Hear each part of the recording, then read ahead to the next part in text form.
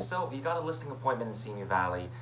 You lived in the San Fernando Valley your whole life, never sold a home out there. What do? Well, the next thing is to become the area expert in 10 minutes or less. There's 5 main things you have to do in order to sound like, talk like, and most importantly, be known as the area expert. Just a disclaimer, you should actually know your stuff.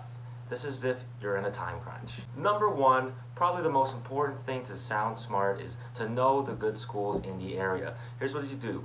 You go on greatschools.org and you type in Simi Valley. Then you filter all the schools by the great schools rating.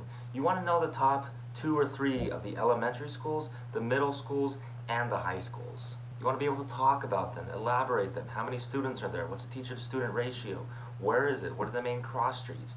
You want to be able to say, hey, your listing is in this school area. If you're buying a house, you want to be able to say, hey, this school. If you're buying a house, you want to be able to say, hey, this home is next to this school. Which leads me to number 2, you have to know the school boundaries. It's not enough just to know the schools. Just because you're very close to a school doesn't mean that that home is zoned for a school. What I mean when I say that, based on where you live, you get automatic enrollment in certain schools. That can be a real deal breaker for some parents because education is very important. You Google the school name and then put the term boundary in there. If you click on this website, you'll get this map and they'll give you boundaries.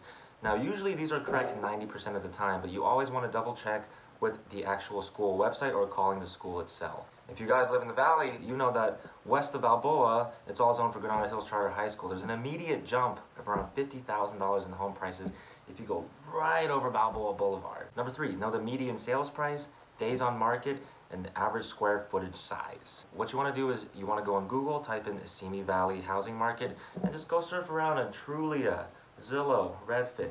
If you could see here on Trulia, view all the stats here so that you know that, let's say your client's listing price should be around $650 and the median price in Simi Valley is $550. You want to be able to talk to your sellers and tell them, hey, you know what, your home is above the median price, so we have to present it as a higher end home. This also helps a lot when you're showing homes too, so you can be able to say, look, this home is kind of overpriced, because if you know your median days on market or median house size, you want to be able to say, look, this house is a little bit more pricier for how small the house actually is. Number 4, you want to know the top malls, and if you have time, know the top restaurants, but you definitely want to know the malls. For example, in Glendale, we all know that the Glendale Galleria, the closer you are to it, the more expensive homes get. I'm not talking about strip malls, plazas, shopping centers. I'm talking about the actual malls, because the malls are the commercial hub of the entire city. If you have time, you want to know the top restaurants too, just to throw them in the conversation. For example, in Glendale, everybody knows Porto's. You want to be able to say, hey, what's your favorite place to eat? And you can really bond over that, because it really shows that you actually spend time in the city. You actually have a life there too. And number 5, just go on the MLS, look up 20 listings in the area and just read descriptions. Just really look at them. You want to be able to know the descriptions, see what keywords that they use. You want to be able to even call some of the listing agents and say, hey, I'm a newer agent. I have a listing appointment in the area. Can you give me some tips about this kind of neighborhood? Most agents would be happy to help you. And that's it, guys. That's how to become the area expert in 10 minutes or less. It's not too hard.